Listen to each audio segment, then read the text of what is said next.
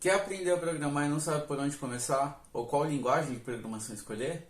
Eu sei bem como isso pode ser difícil, afinal, são tantas linguagens. Bom, bora lá que eu vou tentar te ajudar. Salve rapaziada, Sonos Computer! Bora lá falar um pouquinho sobre algumas linguagens de programação que a gente tem no mercado aí e como escolher, né, o segmento de área, qual estudar e o que seria mais interessante, né, para você que está começando agora. Bom, a primeira pergunta que eu tenho que te fazer é: para qual dispositivo você quer programar? Para um celular desenvolvendo um app ou programando um site ou até mesmo um banco de dados, né, por exemplo? Eu pergunto isso porque muita gente começa a estudar uma linguagem de programação porque alguém recomendou ou porque viu que essa ou aquela linguagem é a melhor linguagem. Mas o que eu tenho para te dizer é que depende muito do que você quer fazer. Tem uma linguagem que ela é melhor para coisas específicas. Então, cada linguagem ela possui uma característica, né? Aí depende do que você quer fazer. Por exemplo, se você quiser criar um app para Android, independente da natureza do app, as linguagens que são mais usadas para essa plataforma são Java ou Kotlin.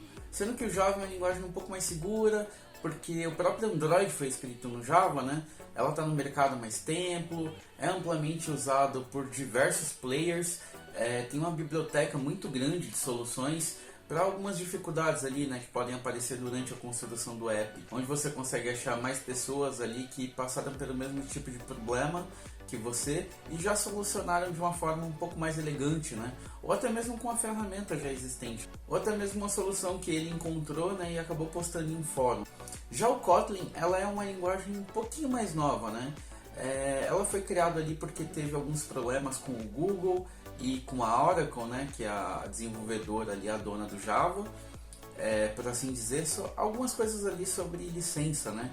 Então, por ser um pouco mais nova, ela tem alguns recursos mais inovadores e uma forma um pouco mais simples para se resolver alguns problemas que você encontrava, né, ao desenvolver aplicativos para Android, e que no Java você também consegue resolver, mas que provavelmente você teria que escrever um pouco mais de código, né? Até porque o Java é uma linguagem um pouco mais verbosa, você precisa escrever um pouco mais, né, de código. Bom, a gente também tem uma coisa ali que é muito interessante citar, né, sobre Kotlin, é que às vezes você aprende a desenvolver uma solução para um Kotlin 1.0, por exemplo, que é um código um pouco mais antigo, e às vezes você precisa implementar essa mesma solução no Kotlin 1.2, por exemplo. Não que seja exatamente assim, tá? Até porque eu nunca escrevi nada usando Kotlin, mas é o que algumas pessoas dizem, né? Meio que também é o que é esperado, né? Porque o Kotlin é uma linguagem mais nova, então isso acaba acontecendo. Agora, se você quiser programar para iOS, aí você precisa usar os componentes ali do ecossistema da Apple, né? Que seria ter um Mac, porque basicamente para você escrever um software para iPhone, por exemplo, você tem que usar um programa chamado Xcode, que ele é mantido e foi desenvolvido pela própria Apple e ele só roda em iOS. Também dá para você usar uma solução chamada de Hackintosh, né? Que basicamente é você emular ali o sistema operacional da Apple em um PC mesmo que roda o Windows. Eu não recomendo muito esse método, né? Porque você acaba perdendo bastante performance, né? Já que é uma espécie de emulação que você está fazendo, e também exige um pouco mais de conhecimento técnico, né? Você vai precisar ver ali a versão do seu processador para ver se é compatível com a versão do iOS que você quer emular. Agora vamos para as linguagens, né? Para quem quer desenvolver para iOS. Você tem ali basicamente o Objective-C, né? Que é uma linguagem um pouco mais antiga, que tem os recursos mais limitados, né?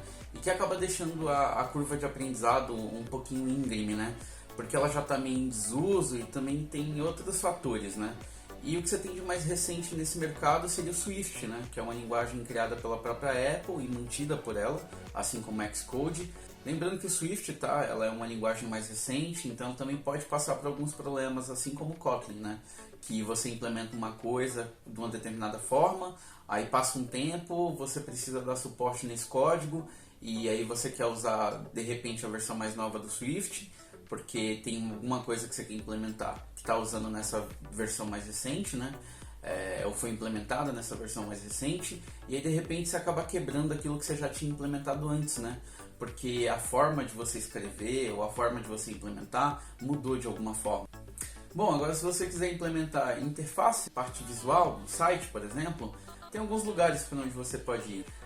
Se o que você gosta ali é de tratar das interfaces, os ícones que o site está usando, as cores, isso é o que a gente chama ali de programador front-end. Esse é o cara ali que vai cuidar de toda a interface do site, programando ela para se parecer o máximo possível com a identidade visual da empresa. Se você está se perguntando o que é identidade visual, né? Basicamente a cara da empresa, né? A logo ali, a fonte, como é que está escrito o nome da empresa. Por exemplo, a logo da Adidas é aqueles 3 riscos ali com escrito Adidas embaixo, né? Quando você vê aqueles 3 riscos em qualquer lugar, você já automaticamente pensa na Adidas e pensa em esporte e acaba associando com essas coisas, né? No front-end, o que você mais usa são algumas linguagens ali de marcação de texto, né? Que não necessariamente as pessoas interpretam como linguagem. É o que a gente chama ali de HTML. Aí você tem algumas versões, a última versão do HTML é o 5. Ela é uma linguagem ali para você poder estruturar o texto, para poder separar ali por forma semântica, né? Para dar mais significado pelas partes do seu site. A gente também tem o CSS, que é para lidar com essa parte visual, né, de interface visual, como a gente estava falando, que é colocar as características no botão, por exemplo, usar uma fonte específica. Agora já para interatividade, né, quando, por exemplo, você está fazendo um formulário, você precisa validar ou cadastrar o seu CPF, aí a gente usa o que de fato é uma linguagem de programação, que seria o JavaScript, né, que originalmente se chama ECMAScript, mas por uma jogada de marketing ali, eles acabaram chamando de JavaScript mesmo, né? Aí você pode pesquisar das duas formas. Com ela a gente coloca interatividade no sentido de, por exemplo, você precisa validar esse CPF ou você precisa colher algumas informações ali do front-end do usuário, que ele preencha ali um formulário com os dados dele, você acaba validando todas essas informações com o JavaScript. Bom, e ali na outra ponta a gente também tem o que a gente chama de back-end, né? Que é basicamente ali o cara que vai cuidar dos dados da empresa, né? Dos clientes, dos funcionários. Quando você preenche esses formulários para cadastro de uma compra, por exemplo, com os dados do seu cartão, geralmente é o desenvolvedor back-end, né, que vai cuidar de toda essa parte de validação e de suportar, né, os dados, criando ali uma modelagem um pouco mais ergonômica, né? Para tornar tudo mais fácil, mais simples de acessar também. A gente também tem o DBA, né, que é um programador um pouco mais específico, que ele vai cuidar basicamente dos dados, né, fazendo o que a gente chama de carries, né, que são basicamente um string ali, como você monta para puxar os dados do banco de dados, né. Que seria, por exemplo, você precisa acessar vários bancos de dados ou várias tabelas desses bancos, e aí você precisa pegar o endereço do seu cliente e o fornecedor que vai entregar um produto, por exemplo.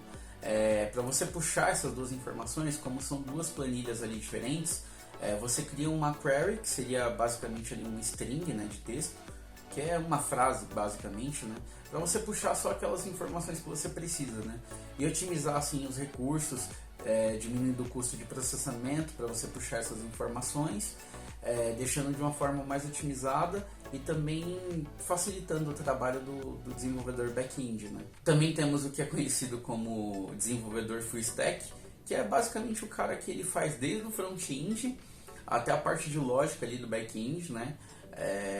E ele também cuida do DBA, né? Que é basicamente ir lá e buscar as informações. Ou seja, ele ataca o problema de ponta a ponta, né? Ele cuida de toda a suíte tecnológica, né? Que é o que a gente chama de stack, né?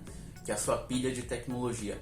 Isso varia de empresa para empresa. Tem empresa que, por exemplo, no front-end, ela usa o HTML, o CSS e o JavaScript puro. Geralmente são as empresas um pouco menores, né? Empresas maiores acabam usando algum tipo de framework para lidar ali com front-end, né? Que é o que a gente chama de componentes, basicamente, né? E esse cara também vai cuidar de toda a parte ali, de toda a parte de pós, né? Que é lidar só com os dados, a criptografia, entre outras coisas, né? Se você gostou desse vídeo, bom, se inscreve aqui embaixo, dá um joinha aí para fortalecer e tem interesse em aprofundar em uma parte aí do vídeo, bom, pode escrever aqui que a gente faz outro vídeo falando mais a fundo sobre um determinado assunto, beleza? Valeu!